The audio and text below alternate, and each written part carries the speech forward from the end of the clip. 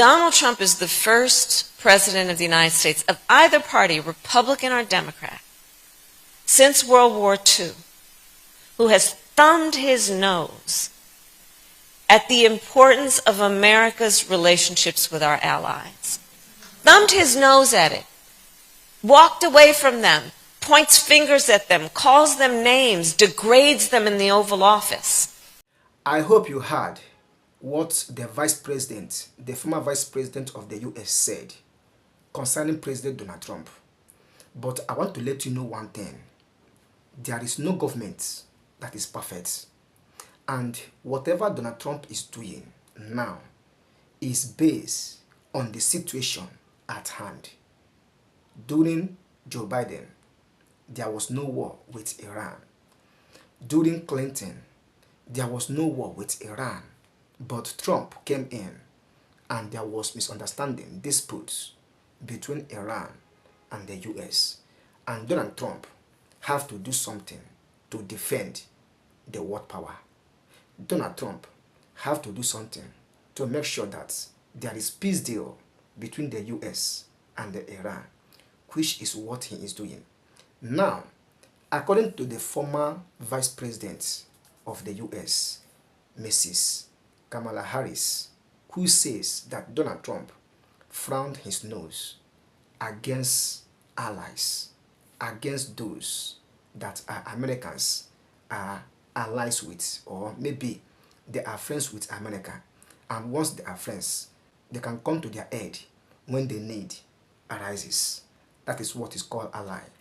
Now, Donald Trump does not go out from them, but I want to let you know one thing, that Donald Trump is doing his things. Donald Trump do what he feels like will benefit Americans and also the world. I am not supporting Donald Trump. I am not against the Iran. All I am saying, preaching, is for peace to reign between these two countries, because all of us are one. Whether you are a Christian, Muslim, Hindus, whatever you are, just watch yourself and watch your neighbor. The same image, the same structure, the same two eyes, one nose with two openings, one mouth. All of us are the same human being. So we should love one another.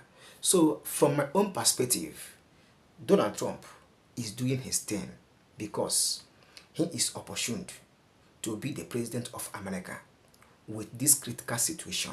So he has to do his thing to make sure that everything is in the perfect state according to his own perspective, his own wisdom and knowledge.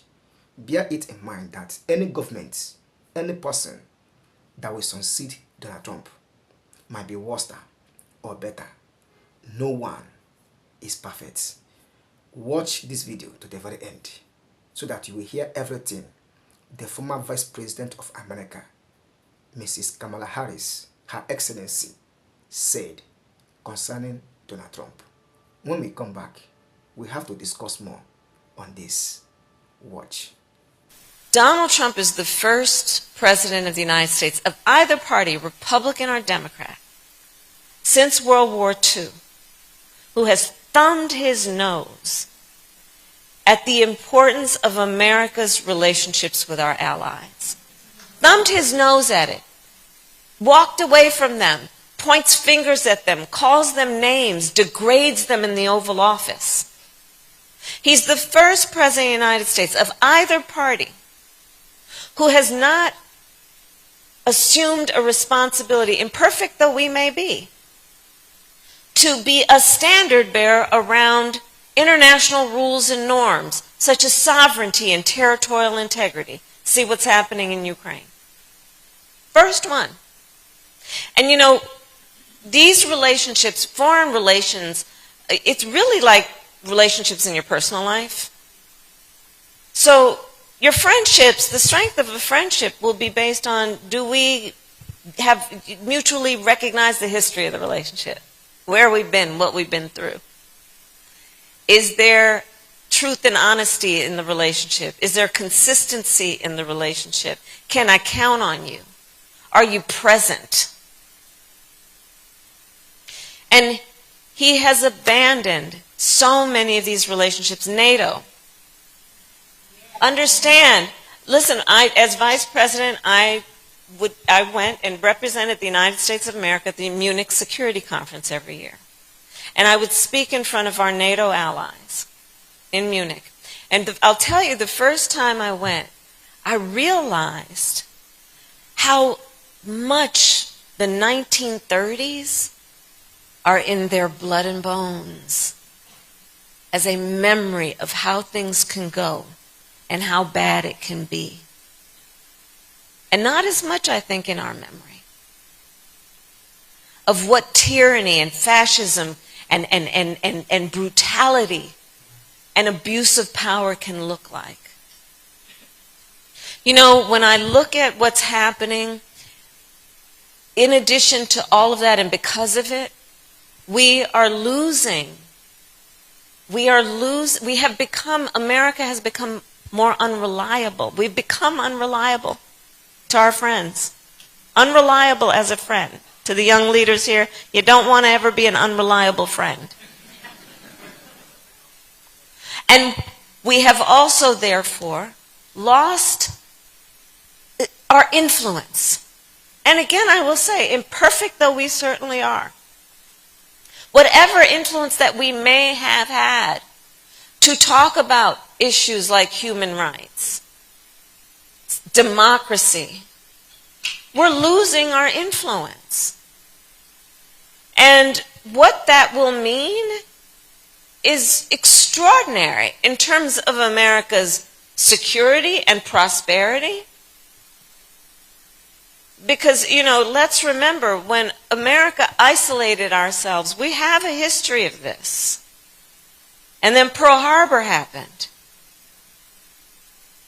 And then we decided, oh, we can't go it alone and disregard what's happening in the world.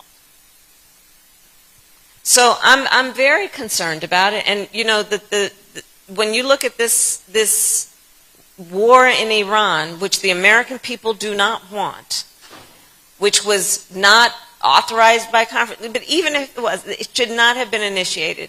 He talked about obliterating, and then he said, oh, he did. It's all just bullshit.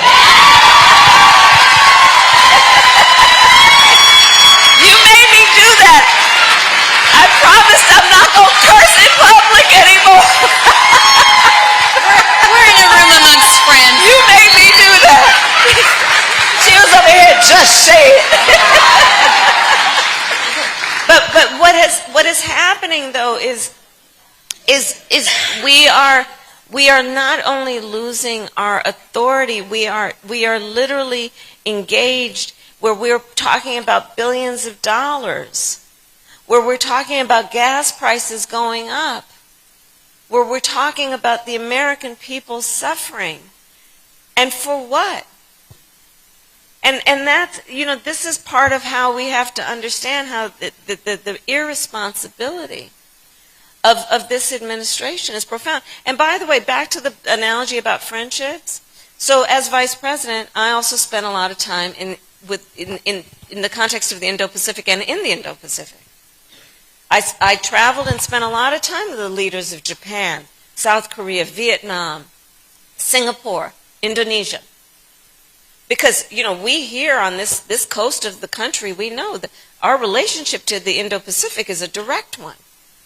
And so I spent time with the leaders of those nations, understanding that where we can have and find common ground, we must. So they have pretty much completely abandoned that focus. And as we all know, nature abhors a vacuum. So guess who's moving on in? Somebody asked me recently, where does China fit into all this? And I kind of flippantly said, well, they're just sitting back eating the popcorn. But really what's happening is they're moving in to fill a void. I spent time as vice president working on changing the narrative between the relationship of the United States of America with the continent of Africa. That it should not only be about aid, but it should be about partnership. Understanding that by 2050 it is estimated that 1 in 4 people on Earth will be on the continent of Africa. You know how he talks about African nations? Our adversary, Russia. You want to know who's the big winner on the Iranian war? Russia. Because of the oil issue, what has he done? He's lifted sanctions on Russia. You know what that means? They're making money to sell oil that otherwise they were prevented from selling. What else does it mean? We're sending artillery, ammunition, air defense that otherwise would be going to Ukraine. So the consequences are profound. You're talking about taking over Greenland, which is a territory of Denmark, which is a NATO ally. So, but he's not I'm not going to dismiss him as being an idiot. He's dangerous. He's dangerous. And America's security and prosperity are in the hands and on the line in terms of what he does and does not do. Greenland, anything we want and would have wanted, we could get diplomatically. And you're talking about, Article 5 of the NATO, so I know y'all didn't want to hear all this, but I'm just going to share it with you. Look, the NATO alliance, right, it is the strongest military alliance the world has ever known. And there's a part of it, Article 5, which basically is kind of like all for one and one for all. If you are a NATO ally, if we are both NATO allies and you get attacked, I'm stepping up to help you.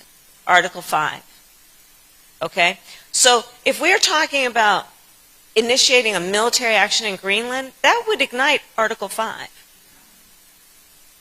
But the second point, probably more importantly to make, do you know the only nation of all the NATO allies who has ever benefited from Article 5?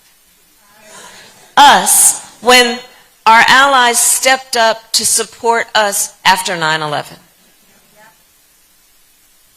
So it's going to take a while, and I have traveled out of the country a couple times since the election, and here's what I will say, and then we can move on to another subject. But one of the things that I also know from my work internationally is the strength of the relationship between nations. Yes, it is dependent on all of the things we've discussed. Yes, it is also dependent on the relationship between leaders.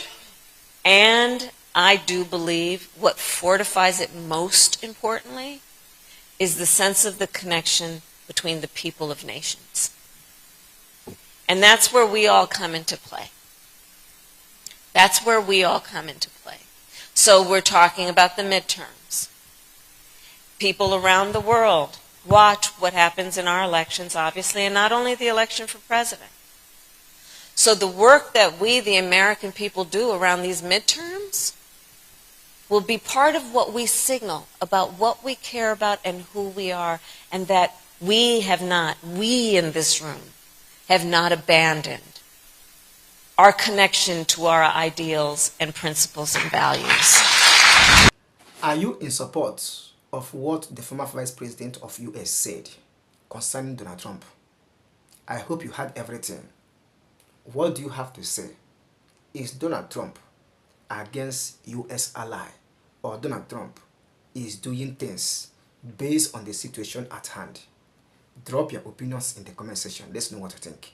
Please, for more news and updates like this, do not forget to follow me on this channel by hitting the like button, subscribe, and turn on the bell anytime I publish the next video. YouTube will get notified. I really appreciate your time for watching my video. See you in the next one, and bye.